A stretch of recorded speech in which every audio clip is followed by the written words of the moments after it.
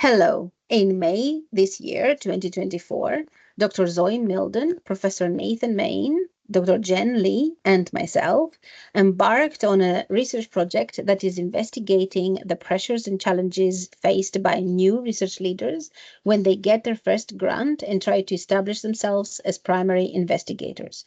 We specifically talked to people from the Future Leaders Fellows scheme, which is funded by the UKRI.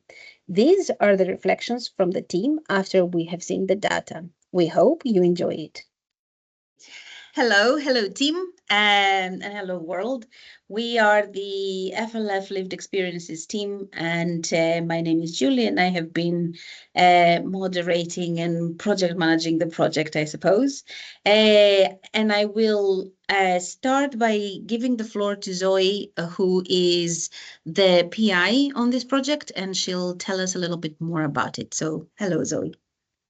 Hi, so I'm a round 4 fellow. I am in the field of geosciences, so this is a completely new project for me.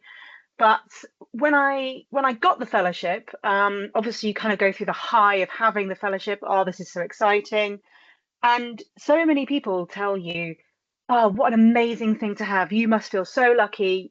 This must be the best thing in the world. And everybody tells you that. But that sometimes leads to a real disconnect with how you actually feel. And that was certainly what I felt. And I thought I must be the only person that felt like this, the only person that thought, oh, this fellowship is actually quite hard. Maybe the best thing is actually to walk away from this fellowship, which I've had that thought on more than one occasion over the years. And it was through meeting both Jen and Nathan at a research culture leadership retreat about a year and a half ago, where they both said that they've heard of others feeling exactly the same thing, which made me think, I'm not alone. And that was a really, really powerful moment. So that was what kind of led us to then developing this project to explore the pressures that FLFs are under, not just from institutional pressures, but also the pressures that we place on ourselves. And from the interviews that have been done, that have been led by Julie, I think that's one thing that has really come out, is that almost all of the people we interviewed said that they do put an extraordinary amount of pressure on themselves. And particularly there's this pressure to appear like we're experts in everything. But one of the great flexibilities about the FLF is that you can go into new areas. So having that expectation to be an expert in a new area is really challenging. And that was a theme that really strongly came out. And I think personally, one of the things that's made me a lot happier is being comfortable with being uncomfortable. So being open and saying, yeah, I don't know this. I'm not the expert. Ask this person, which I think a lot of people also kind of agreed with throughout.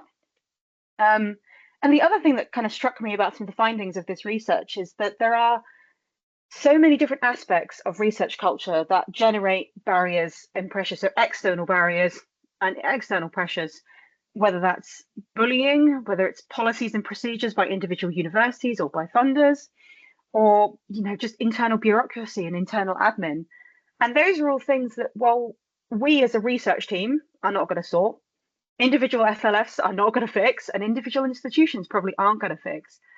But I think it's important to acknowledge that there are those barriers out there, and they do make things harder. And by acknowledging them, hopefully that means that we can improve on some of those things over time. Lovely. Very nice reflection. Thank you, Zoe. Jen, would you like to share your reflections with us from the project? Thank you, Julie. So I've been working in and around research culture since around 2020, when I first started working with PIs and set up a collaborative autoethnography group where basically people could share their experiences, reflect on them, process them, but then also use that for research.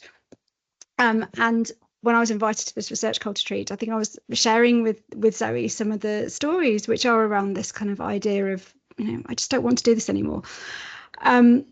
And we wanted to kind of find out if that was the same for other people. We kind of thought it would be. And one of the things that I think has struck me since then through this project, but also work that I've done around it and outside, is these kind of expectations of leadership that are placed on people, particularly with fellowships and schemes like the FLF, which are allegedly designed for early career researchers or people who are earlier in their career, so with less leadership experience. And I think there is a huge amount of work that still needs to be done around leadership development, and the kind of idea of, a lot of people want to be an authentic leader. They want to be compassionate. They want to invest in other people's development. But with these fellowships, with these large grants, there also comes an awful lot of pressure. You have to deliver. You also have to make sure that your project does what you want it to do. It's your project. And I have spoken to so many people that have really struggled with that leadership element of suddenly being the person, being the bad boss, as it were. How do you make sure that it's your project that is taken forward, that the work is delivered on time? How can you encourage people but not get taken for a ride, and make sure that people actually do what they say they're going to do? And I think this is particularly difficult or challenging if you are neurodivergent as a leader, because you may have a particular way of working and you expect people to, like, if you say you're going to deliver something, then to deliver it. And then if they don't, it can be really, really challenging to know how to deal with that. And I think not only have I met people who want to walk away from their fellowship, but I've also met people who kind of feel like the project isn't theirs anymore, that they've lost control of it, like the postdocs have taken control of it, or they might have a really challenging relationship and they don't know how to deal with it or how to progress it, or they don't know how to develop a really healthy group culture. And that is incredibly important if you want to have a productive project, you want to deliver, and you want to get on and do your research. And there's often a lot of frustration around the fact that spending an awful lot of time managing and micromanaging and not wanting to do that, and ending up being the kind of leader that they really don't want to be, but they don't see any other way.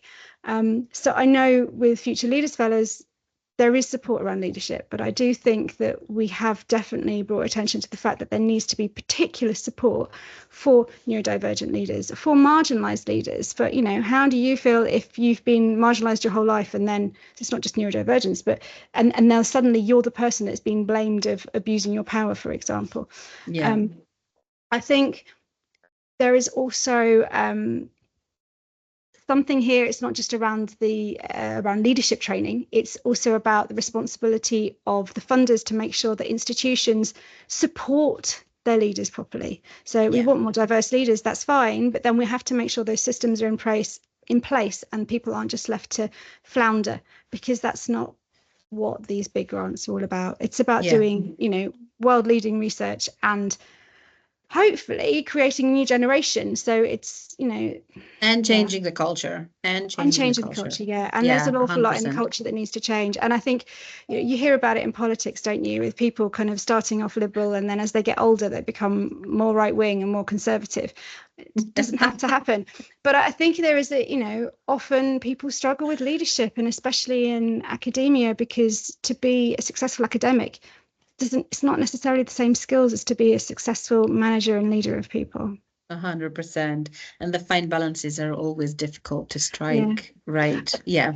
There's also the other thing is having a peer group. So having places. So like Zoe said, hearing that she wasn't the only one. And I think that is absolutely vital and something that, again, funders and institutions need to do more of. If you're the only Future Leader Fellow in your university, who do you go to if you're struggling, especially in the current context of HE? If all of your colleagues are having their teaching maximised, if they're threat of redundancy and they see you as safe, it can be really, really difficult to then go, but actually, I'm having a really hard time and I don't know how to say it. Yeah. Thank you, Jen. Nathan. So sort of, I guess, continuing on that theme, but with a slightly positive slant, I think something that struck me was there's a lot of good in here. Clearly, I think with the Future Leaders Fellowship and with the sort of associated development network, we had a lot of feedback about the flexibility, about the support given. Definitely, as Jen has said, there are holes in that. And I think, of course, with this flexibility, with this kind of empowering, of course, comes, as we've discussed, this pressure, but also a lot of uncertainty. We had a few of the feedback points were focused on things as sort of been mentioned about their changing role, moving from someone who is doing research to maybe leading it, seeing other FLFs who are maybe they perceive as superstars. And in that, sort of recognizing and helping people recognize that there are many different pathways to sort of deliver, I guess, a successful career, if you like, and many different ways to do that. There isn't just one way to be a leader. And perhaps I think there's good foundations, but maybe a little bit more work to make that a wider net. Other things that sort of really struck me were those transitions that many of the FLFs talked about beginning to get their sort of positive feedback from the success of others, enabling the success of others. That was really nice to read. To me personally, that was great. But of course, again, as Zoe and Jen have said, that brings challenges. Kind of an annoying sort of bureaucratic point, but it seemed that huge amounts of the negative feelings were associated with effectively systems and administration, definitely among academic fellows. I know less about non-academic fellows, but I think that still seemed to be there to some extent. And I think that's a wide frustration that's really a kind of problem many of us know about, finding ways where systems can work with us, not against us. And it seems to me like there's maybe a support piece there, which is sort of boring and pragmatic, but maybe something about how your institute works or how institutes work that could help people. There was a suggestion of FLF buddies early in the thing, which I think obviously came from one of our anonymous contributors. And I think that's a great idea, someone that can help you navigate those complex pathways. I guess the other key theme for me is something that's been on my mind a lot, and I think I've been personally really struggling with, is about sustainability. And I mean that in terms of sort of my own sustainability or our sustainability as people. This pressure, you feel like you need to be on every committee and you need to perform at the highest level all the time. And, you know, barriers come up, things go wrong. It's research. We don't really know what we're doing. In fact, there was a quote I loved along the lines of, there was a lot of doubt about where the research is going. And that struck me because there should be. It's research, you know, it doesn't need to be planned out and in detail. But of course, that sort of leads into us, I think, overworking, putting pressure on ourselves and then reaching kind of burnout level late, maybe too early.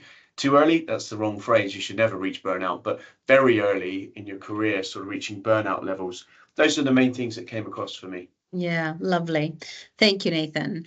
I think bringing all of this conversation into a closing point, I'll just mention that for me, the two things that stood out were two things that I have personally struggled with, and I'm not a Future Leaders Fellow.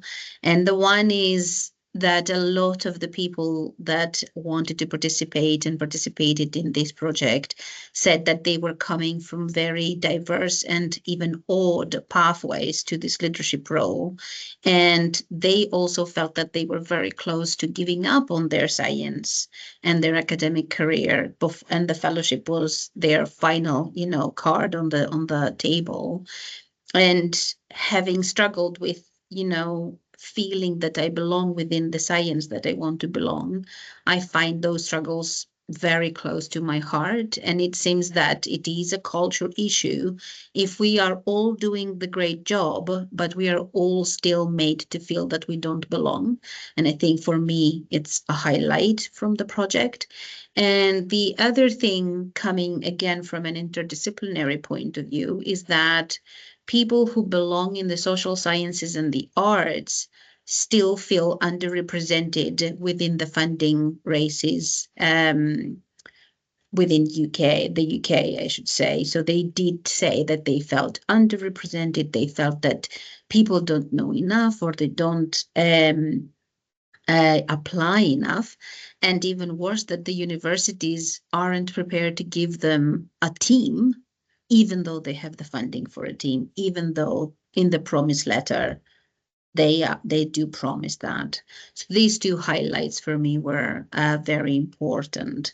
On the plus side, I will also say the same thing that Nathan said, that people with caring responsibilities, primary or, you know, co-caring responsibilities, found that they could still develop in their leadership role and in their, you know, career, because the funder was providing so much support that even though they couldn't be as active as they wanted to be or wished to be, they still never felt that they were losing opportunities. They were missing opportunities, which I think is important.